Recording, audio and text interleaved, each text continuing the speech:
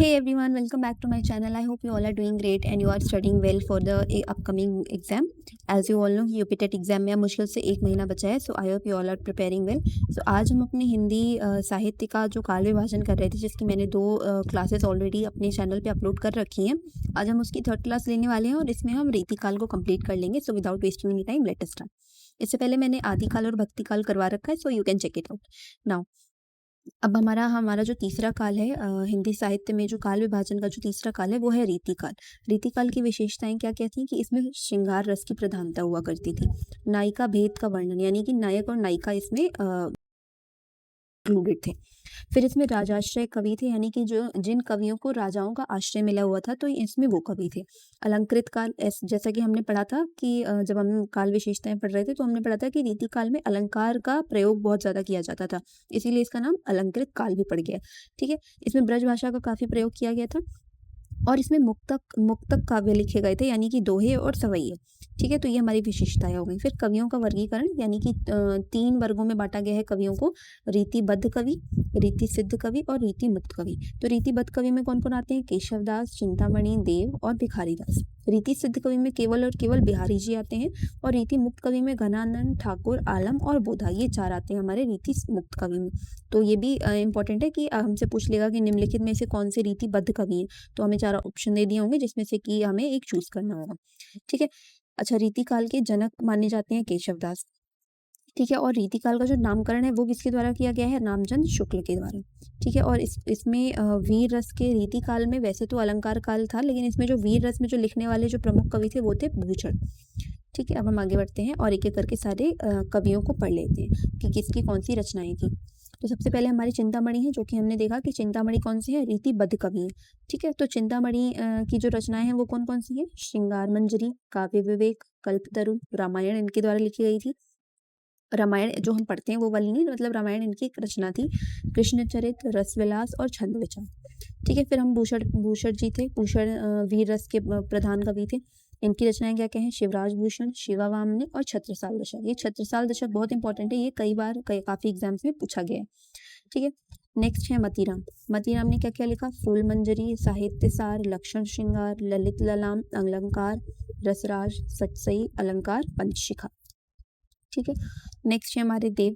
देव ने क्या क्या लिखा? भाव विलास, भवानी विलास, जाति विलास, सुजान विनोद, प्रेम तरंग, देव शतक और प्रेम दीपिका. इसमें से प्रेम दीपिका और देव शतक काफी ज्यादा बार पूछा गया है. फिर आते हैं रसिक गोविंद. रसिक गोविंद ने क्या क्या लिखा? युगल रस माधुरी, लक्ष्मण चंद्रिका, समय प्रबंध, पिंगल और गोविंदानंद.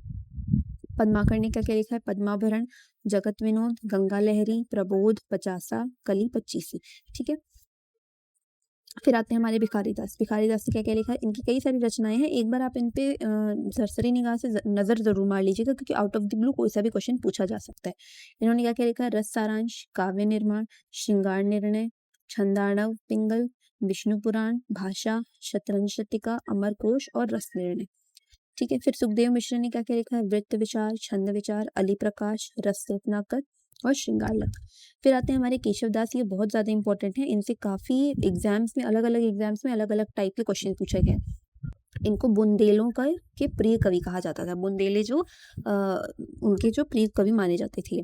इनकी रचनाएं कौन कौन सी हैं? रसिक प्रिया, रामचंद्रिका, कवि प्रिया, विज्ञान गीता, छंदमाला, जस चंद्रिका और नक्षिक. नक्षिक काफी ज्यादा बार पूछा गया है. फिर आते हैं रसलीन. रसलीन की 2 कृतियां हैं, रस प्रबोध और अंग दर्पण. अगले हैं जसवंत सिंह. जसवंत सिंह की रचनाएं हैं भाषा विभूषण, चंद्रोदय, पचासा, अनुभव प्रकाश, सिद्धांत बोध और सार. ठीक है. फिर आते हैं बिहारी. बिहारी की भी काफी रचनाएं पूछी जाती हैं. इनकी जो एक ही रचना है बिहारी सतसई. ठीक है. और इनके गुरु कौन थे? नरहरि दास. ठीक है. ये बहुत इंपॉर्टेंट है, ये दोनों की दोनों, इनकी रचना भी और इनके गुरु भी. फिर आते हैं वृंद. वृंद ने लिखा है 12 मासा, यमक सतसई, पवन 25, नयन 25, भाव पंचशिखा. नेक्स्ट है रसनिधि. रसनिधि ने क्या क्या लिखा है? रत्न हजारा, हिंडोला काव्य, रसनिधि सागर और विष्णुपद कीर्तन. अगले हैं राम सहाय भगत. इन्होंने क्या क्या लिखा है? ककहरा, जो कि अखरावट की प्रतिलिपि है. अभी अखरावट आपको याद होगा, हमने भक्तिकाल में पढ़ा था. अखरावट किसकी रचना है? जायसी की. ठीक है. तो ये जायसी की प्रतिलिपि है, यानी कि उन्होंने उसका ट्रांसलेशन करके लिखा था. राम सतसई, वाणी भूषण और वृत्त तरंगिणी, ये है राम सहाय भगत की रचनाएं. अगले हैं हमारे रतिमुक्त कवि। तो आलम है सबसे पहले। आलम की कौन-कौन सी रचना है? आलम केली, सुदामा चरित्र, श्याम स्नेही और मुस्लिम पराई प्रेम। रतिमुक्त कवि में ही हमारे अगले हैं घनानंद। घनानंद ने क्या-क्या लिखा है? विरह लीला, सुजान सागर, इश्कलता, रसकेली वल्ली और वियोग बेली। ठीक है। यमुना यश, कोकसार और कृपाकंद इन्हीं की रचनाएं हैं। अगले आते हैं हमारे द्विजदेव। द्विजदेव ने क्या-क्या लिखा है? श्रृंगार लतिका और बत्तीसी। ठीक है, इसको मैंने शॉर्ट में लिख दिया है। श्रृंगार लतिका और बत्तीसी द्विजदेव की रचनाएं हैं। फिर है ठाकुर। ठाकुर की 2 रचनाएं हैं और ये पूछा गया है कई बार। ठाकुर की जो रचना है ठसक और शतक। ठीक है, अगले आते हैं हमारे अगले और लास्ट है हमारे इश्कनामा। और इन्होंने सॉरी अगले आते हैं हमारे बोधा, जिन्होंने क्या-क्या लिखी है? इश्कनामा और विरह बारिश।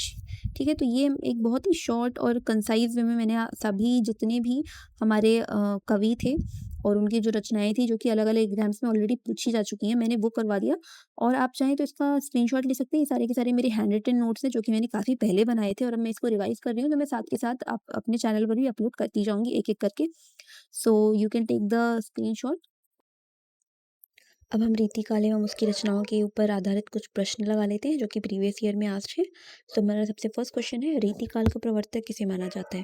तो रीतिकाल का प्रवर्तक हमने ऊपर नोट्स में पढ़ा था। कौन थे रीतिकाल के प्रवर्तक? केशवदास। क्वेश्चन नंबर 2, रसिक प्रिया के रचयिता है। तो रसिक प्रिया किसकी रचना है? रसिक प्रिया भी हमने ऊपर पढ़ा था, केशवदास की रचना है। Then question number 3, Bihari Satsai. देखिए ये इकलौती रचना है जो कि एक कवि के द्वारा लिखी गई थी और वो कवि कौन है? तो वो कवि है Bihari ji. Option number B. Question number 4, कवि प्रिया किसकी रचना है? तो कवि प्रिया देखिए केशवदास की रचना है। देन क्वेश्चन नंबर 5, रीतिकाल को अन्य किस नाम से जाना जाता है? तो रीतिकाल को अन्य किस नाम से जाना जाता है? श्रृंगार काल से या फिर अलंकृत काल, क्योंकि इसमें अलंकार का प्रयोग किया गया था। अलंकारों का प्रयोग किया गया था और इसमें श्रृंगार रस की प्रधानता थी। Then question number 6, Shivraj Bhushan के रचयिता हैं। तो शिवराज भूषण के रचयिता कौन है? नाम से पता चल रहा है, Bhushan.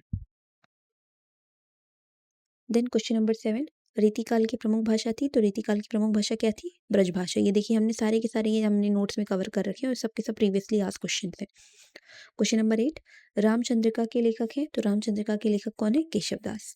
Option number B. Then question number 9, Bihari Satsai में कितने दोहे हैं? अच्छा, बिहारी सतसई में दोहे कितने हैं? तो दोहे हैं 713। ये फैक्ट याद करने लायक है, आप चाहें तो इसको नोट्स में भी नोट कर सकते हैं। देन क्वेश्चन नंबर 10, रीति मुक्त धारा के काव्य धारा के प्रमुख कवि हैं। तो रीति मुक्त काव्य धारा के प्रमुख कवि कौन है? घनानंद। ठीक है, बाकी सबके सब रीतिबद्ध धारा के हैं। देन क्वेश्चन नंबर 11, सुजान हित के रचयिता कौन है? तो सुजान हित के रचयिता कौन है? Ghananand. Option number A. Then question number 12, वीर रस के सर्वश्रेष्ठ कवि माने जाते हैं। तो वीर रस के सर्वश्रेष्ठ कवि कौन माने जाते हैं? वीर रस के सर्वश्रेष्ठ कवि जो है भूषण। क्वेश्चन नंबर 13, रस विलास किसकी रचना है? तो रस विलास जो है वो है देव की रचना। देन क्वेश्चन नंबर 14, रसराज के लेखक है। तो रसराज के लेखक कौन है? मतीराम। ऑप्शन नंबर ए।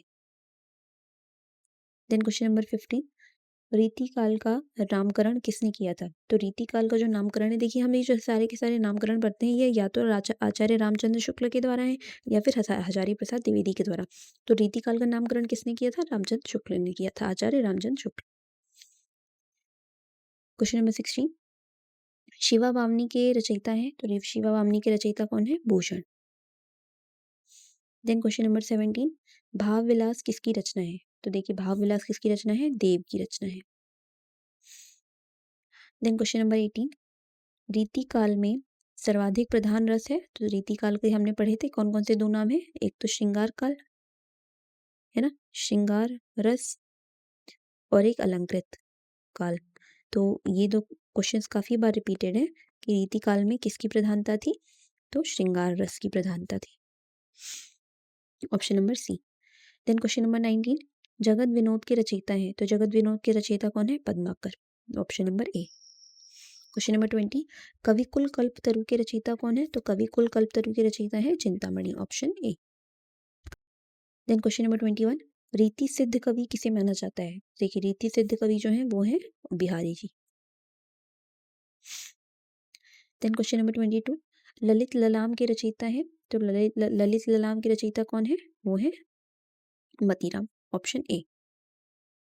क्वेश्चन नंबर 23, पद्माभरण किसकी रचना है? तो पद्माभरण किसकी रचना है? पद्माभरण है पद्माकर की रचना। क्वेश्चन नंबर 24, रीतिकाल का सर्वाधिक प्रसिद्ध मुक्तक काव्य कौन सा है? तो रीतिकाल का जो सर्वाधिक प्रसिद्ध मुक्तक काल है वो है बिहारी सतसई, और ये किसके द्वारा लिखा गया था? बिहारी के द्वारा। देन क्वेश्चन नंबर 25, काव्य निर्णय के रचयिता हैं, तो काव्य निर्णय के रचयिता कौन है? भिखारीदास। क्वेश्चन नंबर 26, रीतिकाल में नायिका भेद का विस्तृत वर्णन किस ग्रंथ में मिलता है? अच्छा, तो किस ग्रंथ में मिलता है? ये है रसिक प्रिया में। देन क्वेश्चन नंबर 27, रीतिकाल की प्रमुख प्रवृत्ति है, तो देखिए प्रमुख प्रवृत्ति जो है रीतिकाल की वो है श्रृंगारिता, श्रृंगारिकता, क्योंकि इसमें श्रृंगार रस की प्रधानता थी। देन क्वेश्चन नंबर 28, घनानंद किस धारा के कवि थे? किस काव्य धारा से संबंधित है? तो घनानंद है रीति मुक्त काव्य धारा के कवि। क्वेश्चन नंबर 29, देव किस काव्य धारा के कवि हैं? तो देव हैं रीतिबद्ध धारा के। देन क्वेश्चन नंबर 30, रीतिकाल में अलंकार और काव्य शास्त्र की दृष्टि से सर्वाधिक महत्वपूर्ण कवि कौन है? तो देखिए जो हमारे रीतिकाल के प्रवर्तक हैं वही है हमारे सबसे सर्वाधिक महत्वपूर्ण कवि, यानी कि केशवदास, ऑप्शन नंबर ए। ठीक है, तो ये थे हमारे टोटल 30 क्वेश्चंस जो कि हमने प्रीवियस ईयर बेस्ड क्वेश्चंस लगाए हैं, और ये बेस्ड हैं टॉपिक रीतिकाल के ऊपर। सो आई होप आप सबको ये सेशन अच्छा लगा होगा, and if you all like this session then please share it with your other friends जो कि ऑलरेडी यूपी टेट की प्रिपरेशन कर रहे हैं। And until next time, keep studying, keep learning, bye bye.